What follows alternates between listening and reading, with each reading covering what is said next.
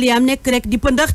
di pëtt li ko waral mooy taw bu metti bi nga xam ne gis nañu ko ci biir réew mi loole indi ak njaaxle waaye tamit ak li nga xamante ne si mooy xamatuñu fu nu jëm ñi nga xamante ne si ci jamono ji seen i kër wala seen i néeg ñi ngi ci biir ndox bi lu bari ci biir réew bu Sénégal dinañu ko waxtaane ci biir xibaar yi loole daal di waral ñu daal di woote ab réunion d'urgence foofee ca palais de la République chef de l'État président Macky Sall daal di koy jiite gouvernement bi ne ci jamono ji waxtaane nañu fii réew mi toll ak ni muy taw bi ni mu fi mel ak jafe-jafe yi nga xam ne askan wi ñi ngi koy dund ba tax na wax na ne dina leen dimbali rek ngir ñu mën a génn ci guuta googu ñu daal di nekkee bu nu noppee waxtaanee leneen ci biir xibaar yi wàllu rek politique lay doon ak ministre bi ñu dénk wàllu intérieur ak acteur politique yi fixé lu jëm ci caution wu localu atum 2022 majorité bi daal di proposé lu toll ci ñeent fukki millions opposition bi dàq lu nu mel daal di rek wax ni juróomi millions képp daal di nay doy bu nu noppee dem biti réew daal di yër aslëf ci xibaaru tàggat yaram laata ñu koy ndar keppe li yéen kaay xëy fésal Mantulaay ci bu ndooy moo ko war a nafaar léegi-léegi lay doon ñu daal di faram fàcc xibaar yi soxna Fall ci kàddu gi Cheikh Anta Gaye ci machine bi.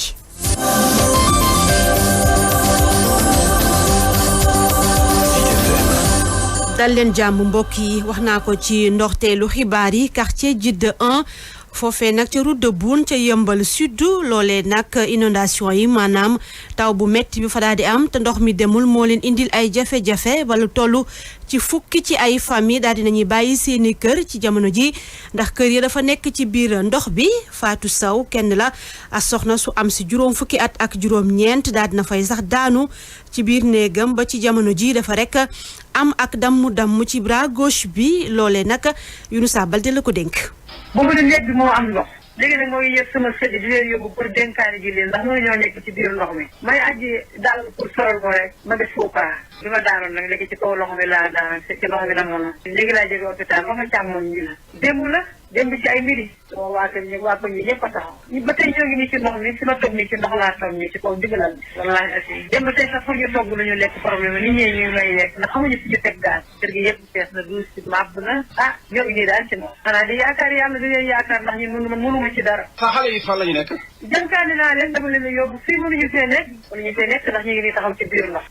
jafe-jafe yooyu sax moo dal askan wa nekk ca Cité Sel ca Dalifort ndaxte ñoom itam ci jamono ji ay gàllankoor rek lañu am ndax ndox mu metti mi nga xam ne daal dina fay taa am tam ay eaux usées yoo xam ne day génn di ball ci foos yi ba tax na ñoom itam seen i néeg ak seen i kër askan wa yépp di am ak jaaxle ci seenug wér-gi-yaram ñu jàpp ni loolee ñoom ñi ngi koy dund boobaak léegi def na ñaari at Dado Diagne moo yor seen kàddu ba tey ak Younoussa Baldé. depuis que ñu defar seen canalisation bi lañ commencé am problème bi mooy ndox yi suñu fosse yi du ñu mën a contenir parce que amuñu évacuation eau pluviale donc benn partie bi moom la ñu defar c'est du travail inachevé travail mal fait moom la ñuy dund amuñu évacuation eau pluviale donc suñu fosse yi mënul contenir et eau usée yi ak eau pluviale yëpp et eau pluviale yi donc dafay def refoulement te refoulement bi bu koy def da koy def ci biir néeg yi lay génne ci douche intérieure yi lay génne ak fépp foo xam ne rek am na sortie eau usée foofu yëpp lay génne envahir toute la maison donc loolu xam nga c'est très désagréable xale yaa ngi fi jigéen ñi warul yaa ngi dafay andi problème santé publique kon ni ñu daal fi mu ne yaakaar kenn rek la muy président de la république muy Macky Sall moom lañ xalaat ne moo ñu mën a dimbali. mbënd gu metti gi nag tax na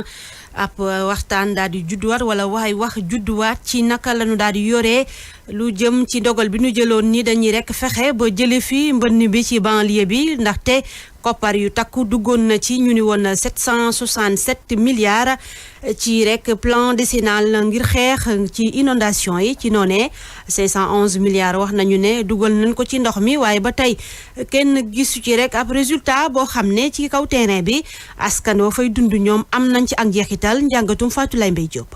ci kanamu député yi ci kanamu askan wi ñoom ministre yi nga xamante nag seen département lu jëm ci wàllu inondation da ko concerné taxawoon nag ci bésub rapport li di mission d'information parlementaire ci wàllu inondation yi di daal di dalal askan wi ngir justifier itamit koppar gi nga xam ne génnee nañu ko ci programme décennal de lutte contre les inondations ci noonu moom ministre Omar Gueye doon xam ne lu jublu nag ci wàllu inondation yi béréb yu bari réglé na waaye nag ci terrain bi mu mel ni dara réglé wul ndax nag askan wi léegi la ñu gën a sonn askan wi léegi la ñu gën a jaaxle jamono ji ay famille yu tas jaxasoo xamuñu fa ñu jëm askan wi itamit rawatina ndaw yi nga xam ne mer nañu ba fut te moo ne de lii di programme décennal bi mi ngi waaj a jeex te mu ngi mel ni ña nga toll woon fa ñu toll ba léegi ak nag nee nañu lu toll téeméer boo jël lu ëpp juróom-benn fukk ci wàllu réalisation mu mel ni askan wi amul lenn loo xam ne rek ci seen waaru souffrance gis nañu lu ci wàññeeku ci wàllu woowu. déedéet tollu foofu moo tax alliance bi sauver le Sénégal bëgg rek ñu daal di déclenché waat lu jëm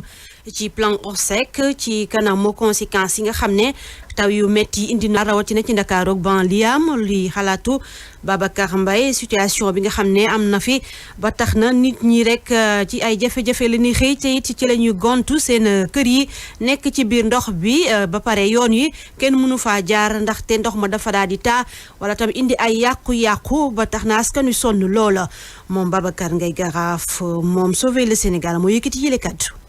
jàpp nañ ne amul leneen lu desee nguur gi rek du lancé plan Orsec su fekkee dëgg-dëgg nag bëgg na sauver population yi situation bi ñuy vivre dëgg la neexul ci xol ci benn Sénégalais nga mën a nangu ni ginnaaw bu ñu dépensé 511 milliards ak juróom-ñeenti at ci fukki yi nga xam ne la ñu war a xeex mbënd mi tey réew mi nekkaat ci wàllu inondation yi toll nii loolu nag tekkiwul ni amul résultat feneen waaye ñun yàgg nañoo wax ni boo xoolee lu ci mel ni Kër Massar ak yenn parti ci banlieue bi liggéey yi fi ñu toll bu fekkee faraluñu jéego yi yokku taxawaay bi dara mun detee banlieue bi inondé bu fekkee ni Sénégal taw na taw yi mu tawoon daaw wala at yi ko weesu waaye boobu jamono nguur gi rawatina ministre Omar Gueye bi nga xam ne yore liggéey bi dafa tàmm woon rek au lieu mbàyyi xel ci li ñu koy wax baral liggéey bi waaye mu nekk ci communication loolu nag moo jur tey rek situation bi nga xam ne moo am ci banlieue bi. situation bu jafe-jafe boobu askan wi di dugg tax na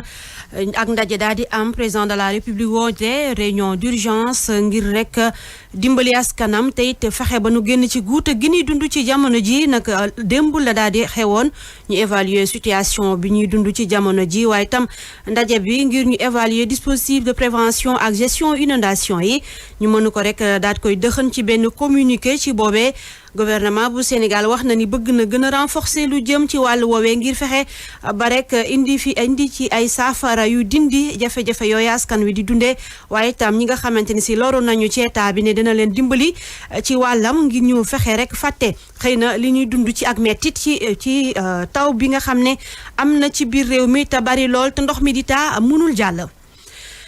nanu waxtaanee politique ci jamono ji rencontre ce matin ci diggante rek jëwriñ gi ñu dénk wàll intérieur ak ñi nga xam ne ñoo fa teewal différents pôles yi ngir rek fixer lu jëm ci montant caution bi majorité bi nag proposé nañ 20 millions ngir communal yi waaye itam 20 millions ngir départemental yi loolee war a toll ci 40 millions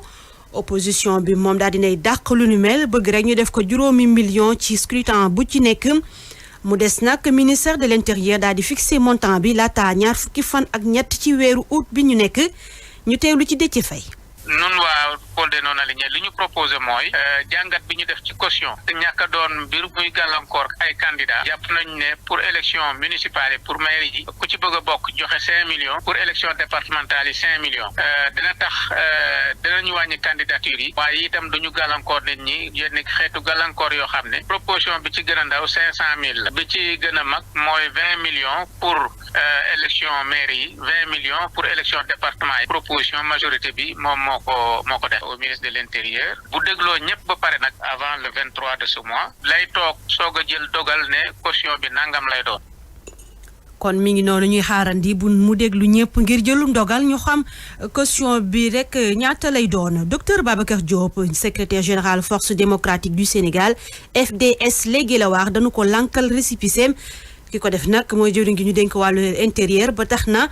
daje na ak Bougane Gueye Dany di président mouvement gëm sa bopp ngir rek indi ak njàppaleem ci wàllu wu ni mel mu jàpp ni rek opposition bi dañoo war a dajaloo daal di ànd ni aw say ngir rek bañ lu ni mel te it fexe ba xeex li mu jàpp ni ak nooteel lay daal di nuru ki koy nettali di Ndeye Khady Diouf. ginnaaw bi ko ministère de l'intérieur gàntale kayitu juddu bu partem FDS lay Gelawaar docteur Babacar Diop di xamle ne mbir mi ñàkk xam moo ko waral. baatub Gelawaar du baat boo xamante ni dafay fàttali mbirum waaso li am solo mooy ban signification la Gelawaar am tey ji lan lay fàttali li muy fàttali mooy njàmbaar li muy fàttali mooy bañ mooy fulla li muy fàttali mooy fayda. njiital mouvement gëm sa bopp bi mu seeti woon wane ak njàppandal jëmale ci moom ba noppi di sàkku. récépissé yi désormais Cour suprême moo ko war di joxe. parce que entité bu neutre la. entité la boo xam ne du am coloration politique. waaye day fekk booba justice bi. njiitu réew mi du doon chef suprême de la magistrature. gëm sa bopp ak ñi mu àndal. am nañu lu leen metti te noppi nañu ànd ak yow. ci lii nga xam ne mooy sa récépissé ñu jox la ko. du yàgg dara xalaatu acteur culturel yi ci mbir mi daanu ko fësal di xaarandi loolu nag njiital mouvement gëm sa bopp Bougane Gueye daal dina sàkku ci kujje gi ñu booloo ngir mën a jàmmaarloo ak jëf yi nga xamante ne dafay gën a delloo gannaaw sunu démocratie. jàpp na ni moom Bougane Gueye Dany booloo googee mooy dëgg ci jamono joo xam ne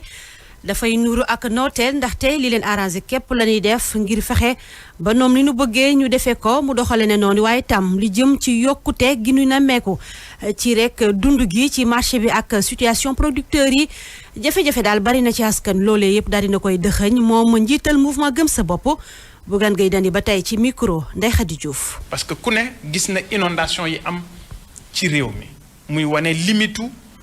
plan décennal bi ñu fi tegoon ngir xeex mbënd yi. ku dem Kër Massar ku dem Sicap Mbao ku dem Diamaguène gis jafe-jafe yi nga xam ne tey ji nit ñi ñu ngi koy dund ndax inondation yooyu. ci loolu it lay woo opposition bi. parce que jafe-jafe yi réew mi bokk na ci tey ji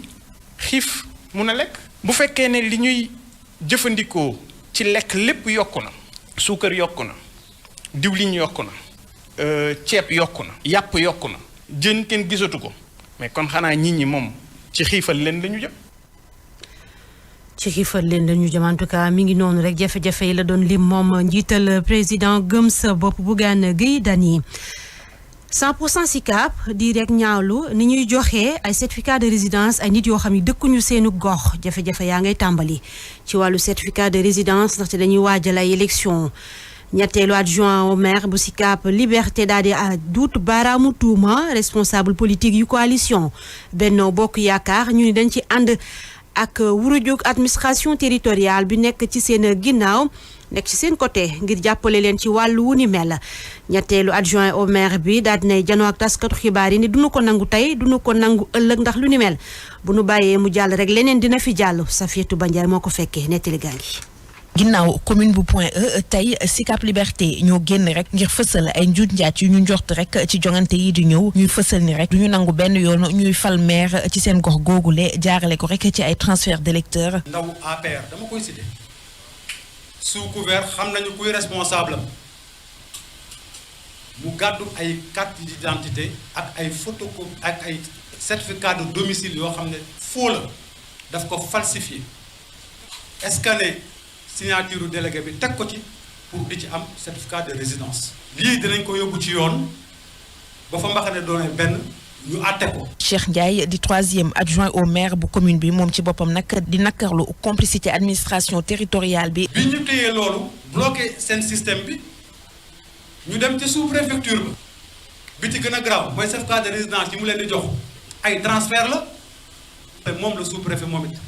dafa war a tëddee njaaxaanaay ndax représenté wul parti. moom ñetteelu adjoint au maire di itam candidat ci boobule mairie di woo képp koo xamante ne rek yaa ngi xëyee foofule ci nga jug rek gaaw a dem inscrire ci liste électorale yi. mi ngi noonu ñu waxtaanee wàllu wér-gi-yaram ci biir xibaar yi ci wàllu woowee jàpp leen ni rek li jëm ci mbas mi juróom-ñaari nit faatu nañ ci naka démb lañu ko daal di xamle ci aljuma ji lu toll ci téeméer ak juróom-ñett fukk ak juróom-ñaari cas yu yees am na ci rek ci 24 heures yi waaye tamit 587 patients yoo xam ne ni wér nañu kon mën nañu jàpp ni 13 648 malades ci jamono ji ñi ngi ci traitement lu toll ci 49 am nañu ay forme grave ba jël leen en charge ci service de réanimation ñu bi geneen xët biti réew lay doon. xibaaru bitim réew.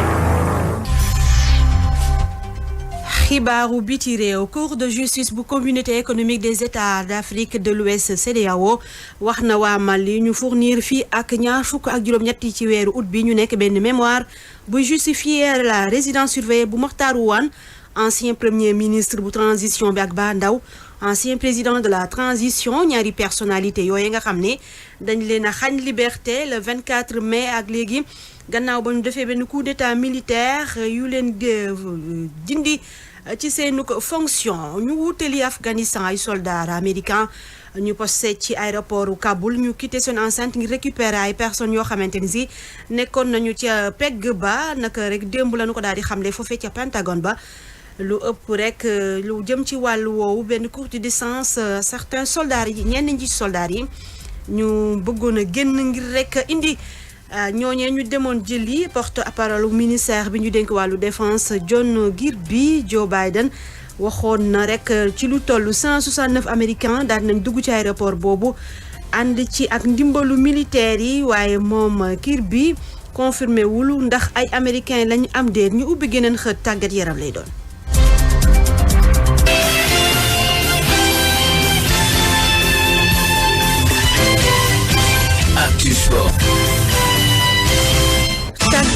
tàggat yaram ci xibaar yi ñu doore ko ak beach soccer coupe du monde baa ngay wéy Sénégal ndoxteelam baax na làpp yu metti la làpp Uruguay juróom benn bal ci benn la ko daal di daan ak triplé bu Raoul Mendy wane boppam bu baax ci bile compétition lu ni mel tax ki leen di tàggat yi yàbbi ci ne loolu lay jàll na dañuy fexe ba concentré wu ci li nekk seen kanam ndaxte dimanche ëllëg lañ war a jongante ak Portugal kenn la ci ñi nga xam ne ay favori lañu ci rek bile compétition Ngalla Sylla moo àddu ci suñu micro. match bu baax na am sax ci début match bi jël nañ benn bii bu très tôt après ñu amaat penalty yi ñoom ñu raté ko vraiment di wax ne rek foofu dañuy jaajëfal Alseni parce que bu deuxième penalty bi duggoon tey match bi mën na jur la neen mais alhamdulilah rabbi alamin bi mu ko arrêté après loolu sax moo ñu galvaniser ñu mën a ñëwaat ci match bi ba mën leen gagner 6-1 donc li ñu doon ñaan yàlla nag mooy dugg ci tournoi ak victoire parce que vous savez un tournoi moom da nga ciy jéem a dugg ak ndam tey yàlla may nañu ndam dañ ko koy sant et après voilà jubluwaat ci liggéey bi parce que bi ko dafa gaaw benn fan ngay noppal ko waat le lendemain donc te xam nañ ne ñun Portugal lan am mooy match bi di ñëw muy match boobu day déterminant aussi donc lu ñu def rek mooy suba ñu def récupération xale yi docteur yi ki ni def seen liggéey bu baax a baax ñu mën récupérer et puis sur le plan technique ou tactique aussi li mu laaj ñun ñu liggéey ko et après jéem a aborder sereinement le match contre Portugal incha allah.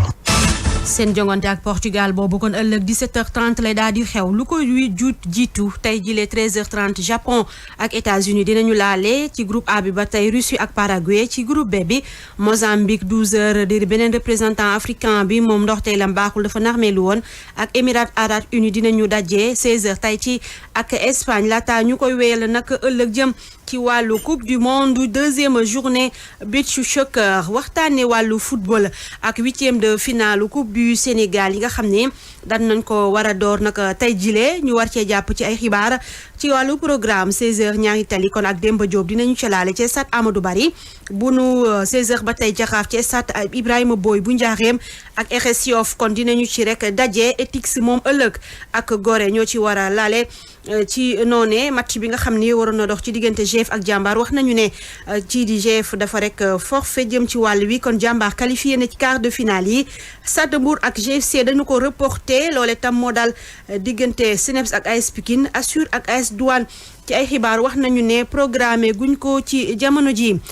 laata ñuy dem biti réew ñu waxtaane aslëf ci Afrobasket ci wàllu góor ñi nga xam ne Sénégal jóge na fi dem na ca Kigali ngir waajal bu baax seen compétition boobee nga xam ne du 24 au 5 septembre lay doon gaynde yu Sénégal yi naka ëllëg war nañoo am ak jongante xaritoo seen diggante ak Kenya lay doon ngir wéyal seen wàllu préparation ñu waxtaanee athlétisme ci wàllu championnat du monde ci junior yi doon am ca Kenya doomu Sénégal la moom Sali Sarr classé 8e ci triple saut yi doon am waaye battre na record bu Sénégal ndax 13m6 la daal di def daal di battre record bi nga xam ne kenn dooy moo ko rek yoroon ba ci jamono ji defoon 13m3. ñu waxtaanee aslëf ca biti réew ci wàllu programme ci xibaaru tàggat yaram yi ba tey ca Angleterre la ñu wutali seen ñaareelu bëccëg ñuy xaarandi Liverpool bu Sadio Mané ak Burnley lay 11h30 lay doon Crystal Palace bu Kouyaté bu 14h jotee ak Brentford dinañu daje Man City moom ak Norwich lay doon Aston Villa ak Newcastle Leeds ak Everton Brighton ak Watford bu Ismaïla Sarr laata ñoom ëllëg ci dimanche bi ak altine ñuy ndax képp li nga xamante ni si mooy seenu ko ñaareelu bëccëg bokk na ca derby bi war a dox ci Arsenal ak Chelsea bu Edouard Mendy 15h30 lay doon ëllëg ci dimanche bi ci jamono jooju ñoom seen ñaareelu bëccëg Espagne tàmbali nañ ko démb Betis ak Cadiz benn ak benn la ñu daal di def ñu mën a xaarandi ay jongante bokk na ca Barcelone mi fekki Bilbao bu 20h jotee ëllëg tam 20h Levante dina dalal Real Madrid jëm ci seenu ko ñaareelu bëccëg. tey la ñuy door foofee ci Italie seen championnat première journée bi kon ci wàllu programme tey jile 16h30 Inter Milan ak Genoa, Hellas Verona ak Sassuolo, Torino ak Atlanta, Empoli ak Lazio Rome kon ñoo ci war a rek laale tey jile lay doon Naples bu Koulibaly ëllëg kon bu 18h45 jotee ak Venezia dinañu ci laale ñaareelu bëccëg tam la ñu nemmeeku foofee ca Bundesliga bi waaye lu ko jiitu ca France ñoom door nañ seen ñetteelu bëccëg Paris Saint-Germain daan ñeenti ci ñaar Brest doomu Sénégal Idrissa Gana Gueye wane fa boppam dugal ab but kon ci wàllu programme tey jile Monaco ak Lens 15h la ñu ko jàpp 19h Saint-Étienne ak Lille laata ëllëg kon ñuy wéyal ñoom itam seen programme ñetteelu bëccëg jëm ci wàllu woowee Turquie itam ñaareelu bëccëg bi ci jamono ji dañuy ca la ñu daal di toll looloo gënoon fës ci xibaaru tàggat yaram ñu ubbi gëneen xët gi war a ndar képp xibaar yi mooy yéenekaay li ñu xëy fësal Mantoulaye Thioubou lañ ciy àndal. Bon Café ñoo leen di may seen revue de presse.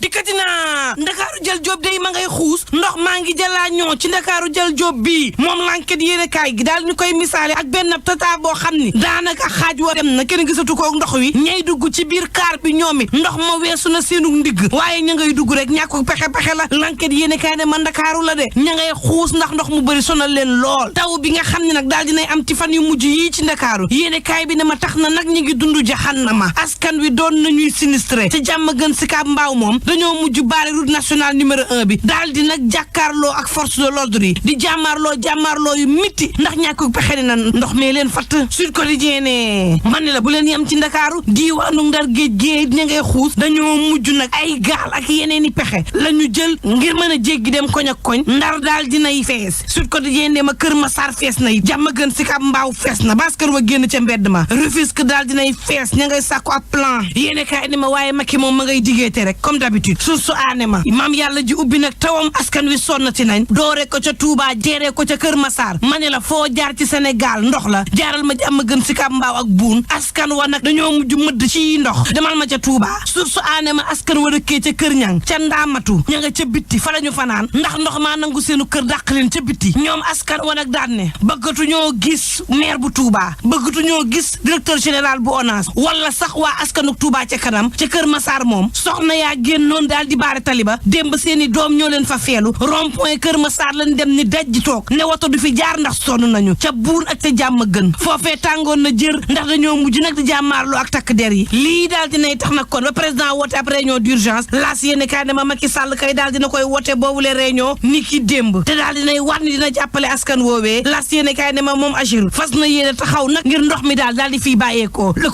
Quotidien ne ndox de xéewal lañ ko daan tuddee waaye wu démb wii sonal na waa Ndakaaru direct news ne plan Orsec bi day ñu ngi koy fas yéene dekkil Le Soleil yéene kaay na nguur gi ma nga fas yéene taxaw ña nga xam ne ñoo loru ci taw bi fas nañu yéene yokk pompe yi juróomi téeméeri million ñu daal di koy yokkaat ca la ñu prévoir oon gouvernement ga nag nee na fépp foo xam ne ndox daf fa daan jaar nañ ko daal di foqar ñi ndax ndox ma jaar fa askan wa mën a bég ca lii L'Enquête Quotidien ne caution ba day daal dina indi jiixi jàq ci wàlluk élection yi ndax nag dañu ne caution boobee ñenn ñi dañ ko yóbbu 40 millions ñenn ñi ne buñ fa àgg lu ci mënti am daal jëwriñ bi mooy daal di atte laataa loolu L'Enquête Quotidien ma Thierno Bocoum day ma ngay attaqué Ousmane Sonko ak ñamu àndal ca nag coalition bu bees bi ñu def Thierno Bocoum ne ànduma woon ak réew mi bu Idrissa Seck ndax am lu may bañ tey jii nag noonu laay taxawee ndax dañuy def te duñu yëgle source aané moom kay coalition bii am diggante PUR Pastef PDS ak Taxawu Sénégal dafa am ñenn ñoo xam ne nag dañ leen faa teree lekk moo tax Thierno Bocoum ak Mamadou Lamine Massaly yekk nan lu mel ni xeme Ousmane Sonko ki gaayam laas yéene kaay ne ma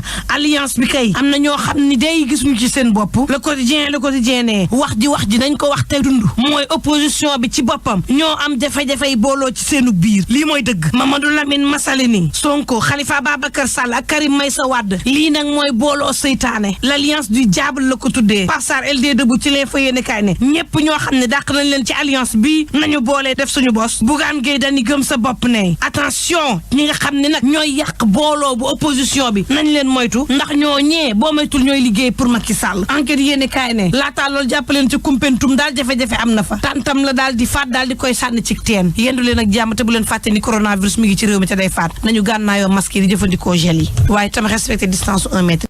jàmm jërëjëf Mantoulaye Thioub Ndoye xibaaru rek li jëm